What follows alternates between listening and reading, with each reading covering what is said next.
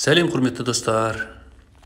Мына жаттығуларды бел омыртқасы ауыратын адамдар, немесе грыжасы бар, протрузиясы бар адамдарға өте таптырмайтын қолайлы жаттығулар.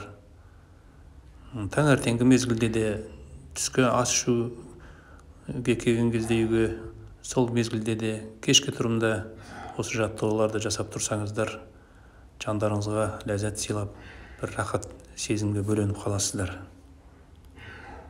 Әр жаттығуды 10-15 рет қайталауға болады.